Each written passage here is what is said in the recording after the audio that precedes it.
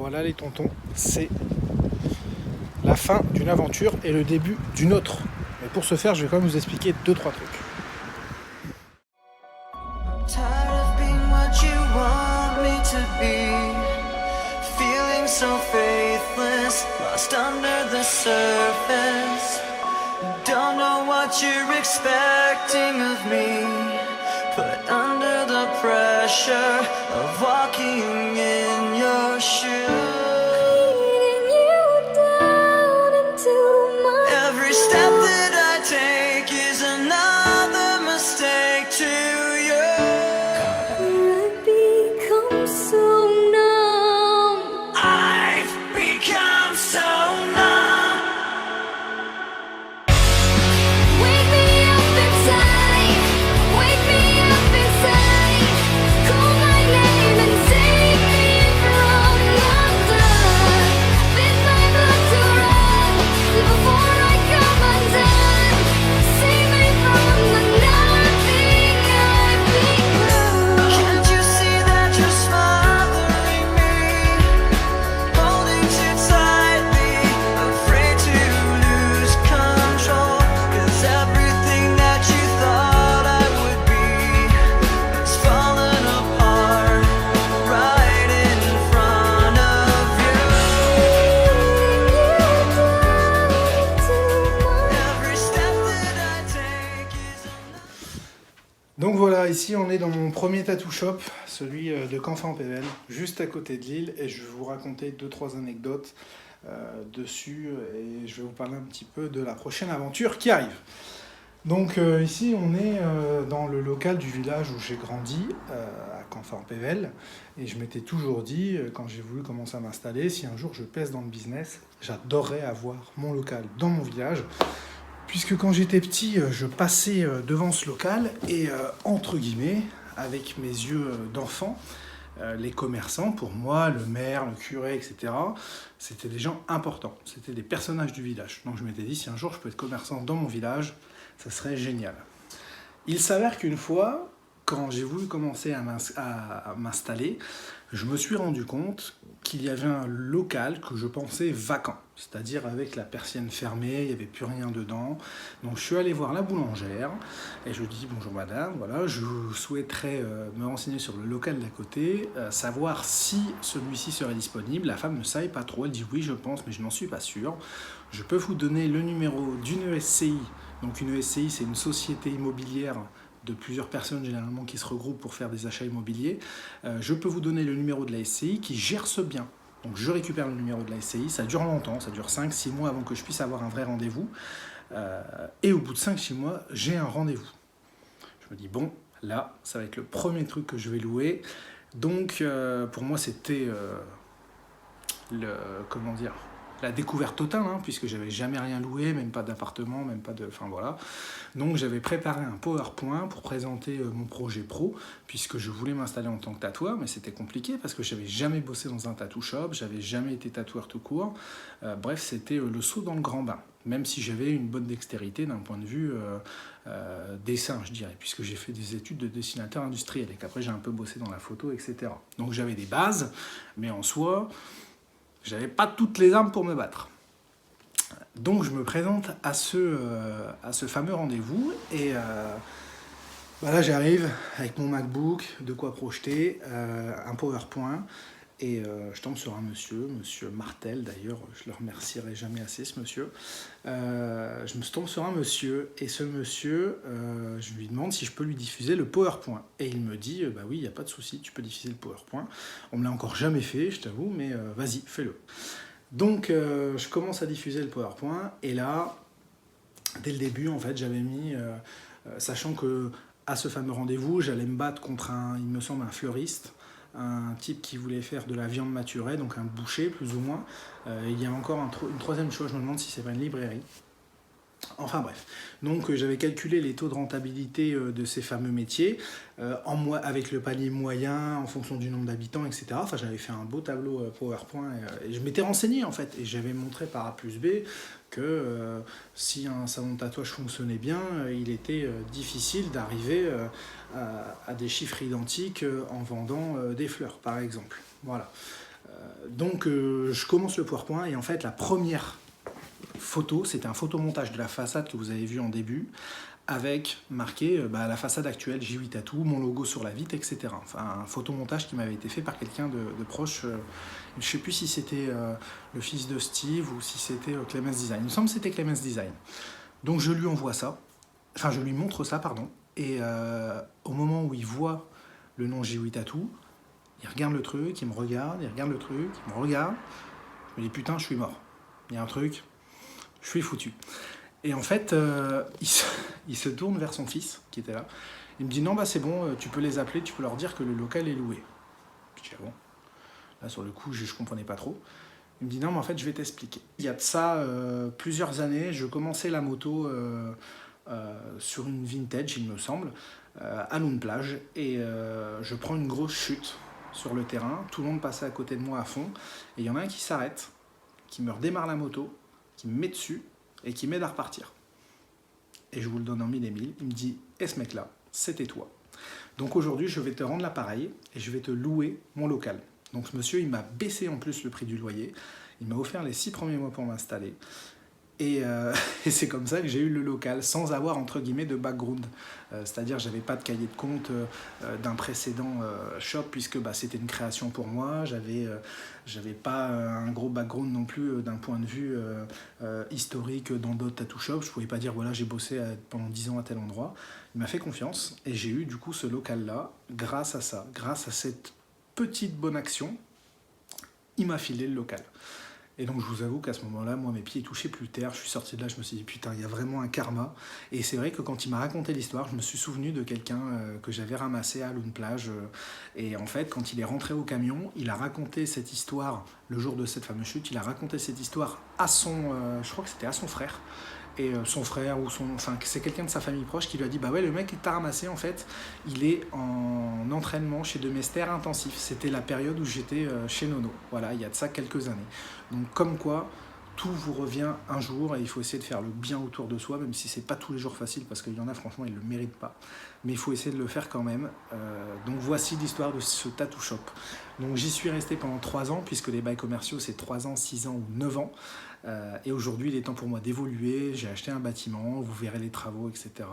Donc, je vais juste vous montrer 2-3 anecdotes de shop. Et puis, prochain coup, je vous présenterai mon autre tattoo shop qui, là, m'appartiendra. Et il y aura sûrement 2-3 petites surprises dedans.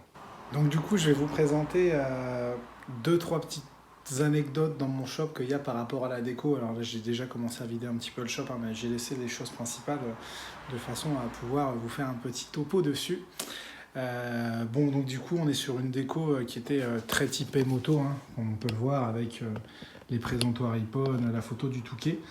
Alors tiens, justement, vis-à-vis des présentoirs iPhone, alors je vous explique comment ça s'est fait. En fait, avant que je m'installe, j'avais commencé à chiner des petites enseignes à droite à gauche, pas trop chères, et j'étais tombé sur une enseigne Motul à un moment. J'en ai eu d'autres d'ailleurs, d'autres marques, mais j'étais tombé sur une Motul à ce moment-là, et on était sponsorisé iPhone avec le team. Donc du coup j'ai contacté Ippon et je leur ai dit, je dis voilà les gars, j'ai monté un tattoo shop, il y a de grandes chances que je tatoue beaucoup de crossman, et donc du coup qu'on voit en story souvent c'est cette fameuse enseigne lumineuse Motul. Et je dis est-ce que ça vous dérangerait, etc. Et donc le boss de Ippon, Ariel Walker, me dit écoute, on adore Pascal Tomek, mais ça serait quand même plus sport si tu avais une déco Ippon. Je dis bah, les gars je veux bien, mais dans ce cas-là il faut me filer un coup de main.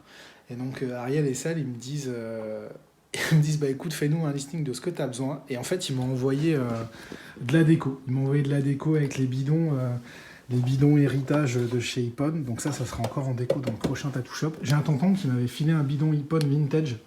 Voilà, il se reconnaîtra. Il me semble que c'est quelqu'un qui bosse dans le domaine du bois en plus. Donc c'est comme ça que je me suis retrouvé avec des bidons Ippon à droite à gauche. Voilà. Sinon, qu'est-ce qu'il y a eu d'autre ? La fameuse alors souvent, ça vous marque quand vous rentrez dans mon shop. C'est une photo du départ du Touquet que j'ai fait, je crois, en 2014 ou 2014 ou 2015, je sais plus. Il me semble que c'est l'année avant la neige. 2013 ou 2014, c'est au moment où j'étais encore photographe. D'ailleurs, là, on voit Miko avec son 32, regardez. Il me semble que c'est lui, là. Non, je dis peut-être des bêtises.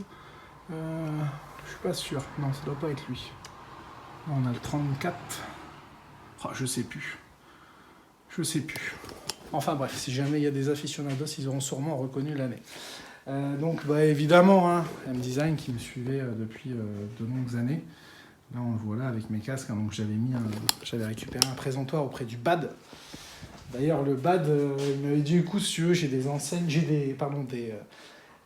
meubles en aluminium aux clés, si tu les veux, tu les prends, tu vas me chercher d'autres étagères, tu me les files à la place et tu prends celle-là. Donc c'est comme ça que je m'étais retrouvé avec le BAD qui m'avait filé les étagères aux clés qui sont toutes en alu, qui sont magnifiques. Voilà. Puis en plus le côté transmission entre l'ancienne génération et la nouvelle, vu que lui il avait ça dans son ancien magasin Racer 110 où il était associé avec quelqu'un d'autre dans la moto. Voilà. Qu'est-ce qu'il y a d'autre à vous... Ah oui, ça faut que je vous raconte les tontons. Alors j'ai plein de tontons qui m'ont ramené des petits trucs. Ça, il y en a une aussi sous la télé, je vous le raconterai. Donc ça en fait c'est un tonton, je lui ai tatoué une bougie. Et en fait à la fin de la session, il me dit putain j'ai oui et tout, on a passé une super journée. Évidemment on avait plaisanté toute la journée ensemble. Et puis ils étaient venus je crois avec 2-3 potes. Donc 3 garçons d'une vingtaine d'années ensemble, je vous raconte pas, ça a parlé de femmes toute la journée. Et en rigolant, fin de la journée, il me dit j'ai un truc pour toi. Donc en fait, il m'a ramené, il bossait dans un petit atelier de transformation qui faisait du KF Racer, tout ça. Et il me dit écoute, j'ai un truc pour toi. Et il me se ramène en fait, il me sort ça. C'est un réservoir de CB750. Il me l'a dédicacé. Il a mis en souvenir de Wannons, bonne pignole. Parce que ce jeune homme qui se reconnaîtra était fan de Wannons. Et apparemment, à ce moment-là, on pouvait trouver des femmes sur Wannons. Je tairai son nom. Et c'est comme ça que je me suis dit, allez, je vais le mettre en déco. Et je pense que je le ferai de plus en plus, ça, aux tontons qui me ramènent des petites choses. Typiquement, ça, c'est pareil. Cette espèce de petit bonhomme Michelin, en fait, j'avais posté une annonce sur Instagram en mode, les tontons, s'il y en a un qui en a à vendre, ça peut m'intéresser. Et j'ai un premier tonton qui me répond, il me dit, j'en ai 2, j'en voudrais 400 ou 600 € pièce. Je dis, ouais, non, là, financièrement, je peux pas, c'est pas possible. Mais merci quand même. Et j'ai un tonton qui me dit, bah écoute, j'ai peut-être un truc pour toi, on se voit quand tu descends dans le sud-ouest. Et quand je suis à Graillan, il me contacte, il me dit, mec, t'es où, j'ai un truc pour toi. Et en fait, il s'amène. Et il m'a donné ce bonhomme Michelin qui était normalement sur un tracteur, donc il est en plastique. Hein. Mais sachant que moi j'en ai un tatoué bonhomme Michelin et qu'en plus on était sponsor avec le team, j'ai trouvé ça génial. Et du coup, je l'ai mis en déco dans le shop. Qu'est-ce que j'ai d'autre encore à vous montrer ? Ah oui. Vous vous souvenez le fameux Matteo Mio là ? En fait, Matteo, malheureusement, il s'est blessé à l'entraînement. À l'entraînement, ce qui s'est passé, c'est qu'à un moment, je crois qu'il a perdu l'avant sur une courbe à gauche. Et le levier d'embrayage est venu sectionner en fait son petit doigt. Donc il a perdu une phalange. Il me dit oui, j'aimerais bien me faire tatouer, mais je sais pas trop quoi faire. Est-ce que tu penses qu'on peut faire un truc vis-à-vis de mes doigts et tout, le bout que j'ai perdu ? Je dis mec, j'ai une idée, mais est-ce que t'es chaud bouillant ? Si t'es chaud bouillant, ça va faire le buzz, c'est sûr. Il dit c'est quoi ton idée ? Je dis mec, t'as perdu une phalange, on va t'appeler 9-3/4. Et on va faire référence à la voix 9-3/4 dans Harry Potter qu'ils utilisent pour justement se rendre dans le monde magique. Donc du coup, on a fait une photo ensemble qui a fini dans Motovert. Donc merci à eux de l'avoir diffusé. Ça a fini dans Motovert et ça a fait le buzz aussi sur TikTok. Il me semble que ça a fait, je crois, 300 000 vues et 15 000 likes. Enfin bref, sur le compte de Mathéo. Donc je dis mec, laisse-moi la baguette. Et Florian qui était avec lui dit de toute façon on s'en fout, on en a récupéré 3 ou 4, vas-y on te la laisse, je dis oui. Donc il faut que je récupère le Motovert où ça a été publié, je vais l'encadrer, je vais mettre ça à côté et on fera une photo avec le Mathéo. Donc voilà, des trucs comme ça, ici au shop il y en a plein. Qu'est-ce qu'il y a d'autre ? Ah ouais, ça faut que je vous le montre. Ça c'est Steve qui me l'avait passé. Donc ça c'est un tube de CBR 1000 en fait SP et c'était censé devenir ma poignée de porte. Vous voyez, je voulais le mettre de l'autre côté, fixé. Et en fait, ça devenait ma poignée de porte. Genre, il fallait tirer ça pour ouvrir la porte. Donc, c'est un tube qui a un défaut, en fait, en bas, qui est très léger. Mais du coup, le tube, il est mort, qui est juste là. Ce qui s'est passé, c'est que c'est 2 copains qui sont sortis ensemble, à moto. Et le premier, il voit une femme sur le bord de la route. Alors, évidemment, qu'est-ce qu'il fait ? Il plante les freins, il met un coup de rupteur. Classique, hein. Le pote derrière, il n'avait pas vu la femme, il n'avait pas vu que son pote avait freiné. Donc, il lui rentre dedans. Il plie le tube de fourche, pardon. Et du coup, c'est passé en garantie, etc. Enfin bref, le tube était plus utilisable. Donc je devais récupérer et ça devait devenir ma clinche de porte d'entrée, entre guillemets. Tout du moins le poussoir de porte d'entrée. Donc j'ai pas eu le temps de le faire ici, puisqu'en plus de ça, ça m'appartenait pas, donc j'aurais dû faire un système démontable. Donc dans le prochain shop, je vais lui trouver une utilité, ça sera sûrement une barre pour ouvrir l'une de mes portes dans le tattoo shop. Donc voilà, on a fait le tour les tontons. L'aventure prend fin à cet endroit. Ah oui, il y avait ça aussi, je vous montre. Ça, c'est Vanessa. Vanessa, elle est célèbre. Vous connaissez tous les Vanessa de Paddock. Donc ça, c'est ma Vanessa officielle. Quand tu viens, tu caresses les fesses de Vanessa, tu es sûr d'avoir le bonheur à ta porte pendant 1 an. Et ça, pareil, c'est une lampe que m'a fait un tonton avec un vilebrequin de CBR 600 que je lui avais amené, avec un petit porte-carte là. C'est con, j'ai défait la multiprise, donc je peux pas vous l'allumer, mais c'est fait avec une cloche de 450 CRF que Steve m'a passé, un vilebrequin de CBR 600 SP. Là, c'est des fourchettes, je sais plus de quoi elles viennent, ces fourchettes-là. Je crois pas que c'est des fourchettes de CBR ou de 450, et ça, c'est des bielles aussi de 600 CBR, avec la petite ampoule, là, bien sûr, qui va bien. Allez, je vous montre. Enfin, voilà. Et ça, oui, ça c'est Bat qui me l'avait passé. C'est un porte-carte, en fait, des années 80-90. Donc, c'est un garde-boue à service, dans lequel on peut mettre les stylos, porte-carte, et ça fait partie de ma déco. Donc, en fait, il y a beaucoup de gens autour de moi qui m'ont filé des trucs pour monter mon shop, et je les remercie, franchement. J'espère qu'à mon tour, dans 10 ans, je pourrai faire la même chose avec un petit jeune qui démarre. Donc, il y aura beaucoup de choses dans le prochain shop. Je pense que j'aurai d'autres idées. Il y aura une grosse partie de la déco qui est présente actuellement, qui sera encore présente par la suite.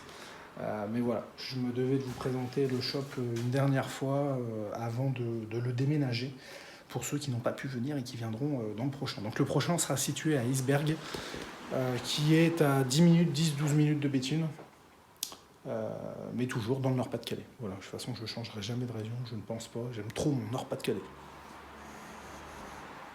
Au nord, c'était les corons, comme on dit. Bref, sur ce, les tontons, bonne journée à vous et à la prochaine. Bonjour à toute la tontonterie. Alors cette vidéo n'était pas prévue de base, mais j'ai mis 2-3 trucs en story Instagram. D'ailleurs, je te mets en bas mon Instagram. Si tu veux être au courant de tout ce qui se passe dans ma vie moto, et, tatou, etc., faut le suivre. D'ailleurs, je t'ai mis les 2 Instagram, tatou et moto, lifestyle, custom culture. Donc, où sommes-nous actuellement?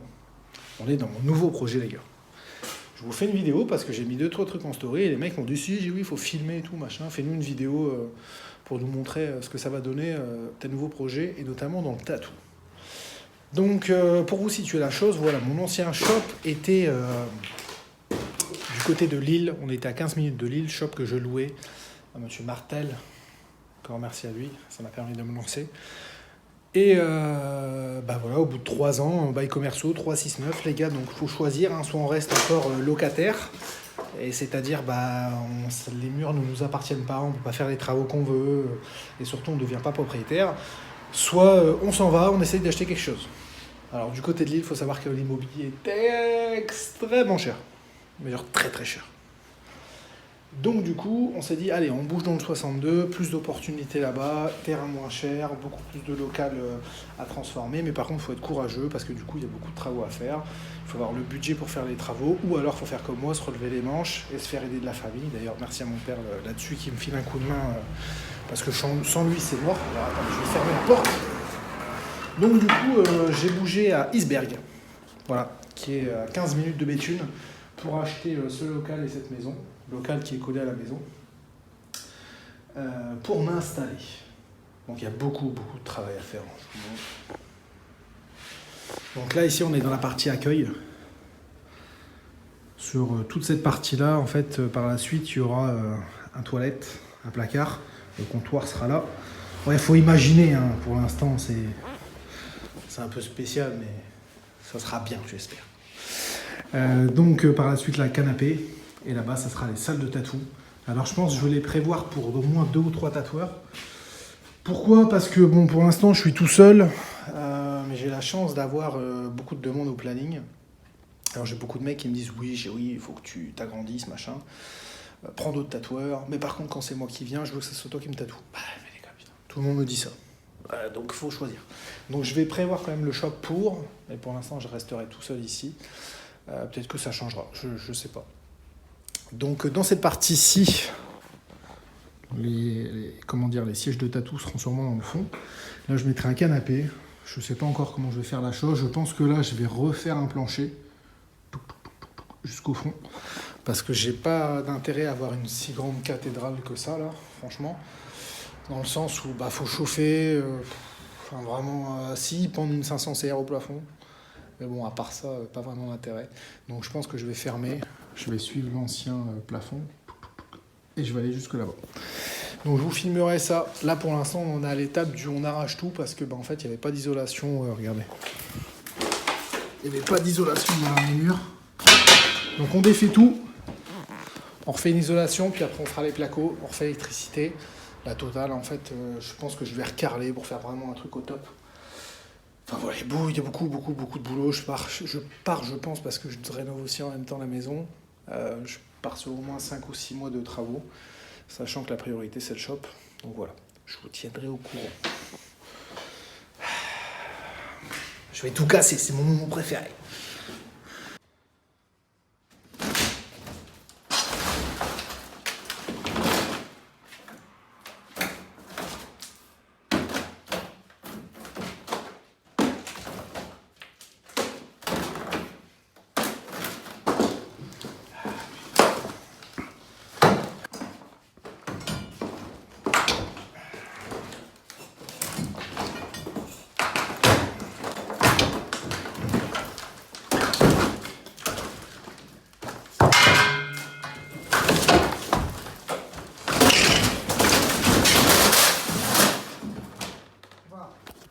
Nouvelle étape, les tontons. On a commencé à bosser sur l'imperméabilisation de certains murs. Alors, comme vous pouvez le voir, là, c'est tout sec. On a mis un ciment d'imperméabilisation. Et là, c'est pas tout sec, mon copain. Donc, là, de toute façon, on le voit, il y a des pénétrations d'eau au-dessus. Va falloir que je refasse l'étanchéité aussi de l'autre côté, c'est-à-dire refaire un cimentage. J'espère que je dis pas de bêtises. Les gens bâtiments mettront des commentaires. Donc là, je vais passer une deuxième couche. Puis après, par la suite, ce qu'on fera, c'est qu'on refera au-dessus, je pense, l'étanchéité du toit avec du Pax Aluma.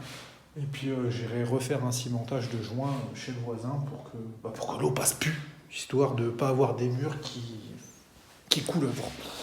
Donc, allez, let's go. Nous allons faire... Ah bah tiens, regarde celui-là, c'est pareil. On se rend bien compte, tu vois, qu'il y a de l'humidité à cet endroit-là par rapport au reste. Donc c'est bien, ça me dit où est-ce qu'il faut que je bosse et où est-ce qu'il faut que je regarde de l'autre côté. Go.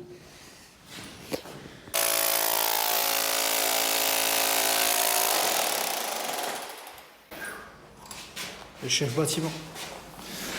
Regarde la première couche.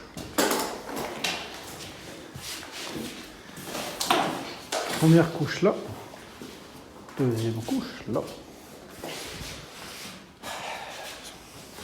Je préfère tatouer, je te le dis.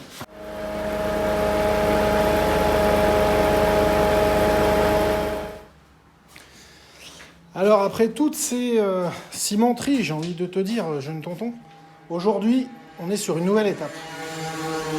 On est en train de poser le plancher qui en fait sera mon toit. Sinon, tu allais te faire tatouer dans une cathédrale. C'est cool, hein, mais bon. Pour chauffer, c'est tendu. Tu aurais eu le téton qui pointe. Donc aujourd'hui, on met les poutres. On va couler un plancher béton. Et c'est ça qui me fera, au-dessus, mon agrandissement de salon. Et en dessous, surtout, ça permettra de cloisonner et de garder une température relativement élevée, puisque la chaleur monte dans une pièce. Donc le temps d'avoir de la chaleur à, on va dire, 1 mètre du sol, puisque quand tu es assis, tu es à peu près 1 mètre du sol, il aurait fallu chauffer pendant très longtemps. Sinon, l'histoire du mur, avec le cimentage qu'on avait fait, comme tu peux le voir là-bas, regarde, c'est bien sec. Et là, on se rend compte qu'on a des passages d'eau. Et là, c'est même, on le voit, regardez ça brille, c'est même ruisselant le long des murs. Donc, on a soit de l'eau qui descend depuis le toit, Donc on va devoir refaire aussi l'étanchéité du toit. Soit on a de l'eau qui monte par capillarité via le bas. Alors nous, on pense plus que ça descend du toit. Donc ce qu'on fera, c'est on fait le toit, on va aller faire l'étanchéité chez le voisin. On mettra des couvre-murs. Le toit, on mettra du Pax Aluma. Et après, on laissera sécher pour voir si une fois qu'on a fait ces travaux-là, on n'a plus d'humidité. Parce qu'on ne va pas les mettre de la laine de verre ou du polystyrène ou du polyuréthane. Si c'est du non, c'est pas du polyuréthane, je dis des bêtises. Si, c'est ça. Bon, visiblement, je ne suis pas un Jean Bâtiment, mais les gens bâtiments le diront en commentaire. On va pas aller remettre de la laine de verre dessus, sachant que derrière c'est humide, sinon ça va pourrir et ça va foutre en l'air mon placo. Donc là, je te filme la dernière poutre qu'on va mettre, et puis après on la remplira de ourdi, et nous pourrons couler une dalle au-dessus qu'on appelle autoportante, c'est ça? Ouais. Autoportante, c'est tout. Vas-y, alors moi j'avais dit je l'emmène là-bas. Tiens, emmène là-bas. Vas-y, emmène là toi, faut que tu te tournes toi. Attends, pose-la sur notre poutre. Là. Attends, j'essaie de forcer. Ah mais tu la pute. Putain de ferraille de merde. Ah putain. Tu peux passer. Tu peux passer, attends. C'est bon les passer. Bien, j'ai dû forcer. Ouais. Regarde ça, Michel, comme c'est beau, ça. Magnifique. On a juste failli perdre 2 doigts. Casser le lien familial. Quand l'un tire dans un sens, l'autre tire dans l'autre. Espèce de bip. Maintenant, on va étayer. Donc, étayer, c'est venir mettre un été avec les planches qui vont bien pour pouvoir après charger avec les... Il n'est pas habitué à YouTube, c'est pour ça. Fais pas de bruit en même temps. C'est pas grave. On va venir étayer pour pouvoir mettre les ourdis au-dessus et charger le plancher. Comme ça, aujourd'hui, on aura bien bossé. Change pas de raie, je sais pas comment je ferai. Et voilà.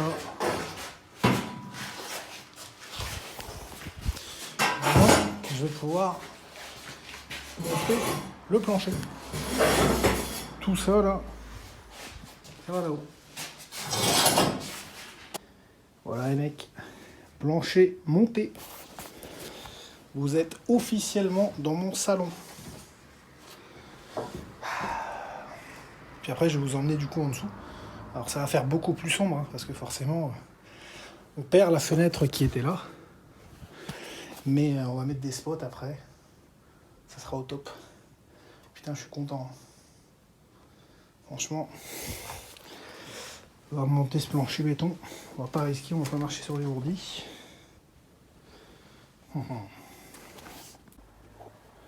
Et là, depuis le bas du coup. Regardez. Hop. Donc là, il y aura une grande allée avec plein de statues.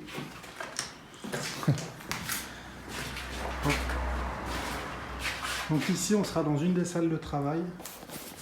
Il y en aura 2 normalement. Normalement. Et quoi? Non, je parle tout seul avec la caméra, c'est normal, t'inquiète pas. Je fais pas la folie. Donc normalement, il y aura 2 salles de travail.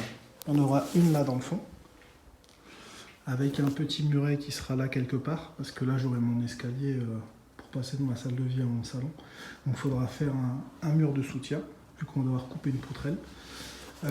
Et il y en aura une ici, en fait, de salle de travail. Voilà.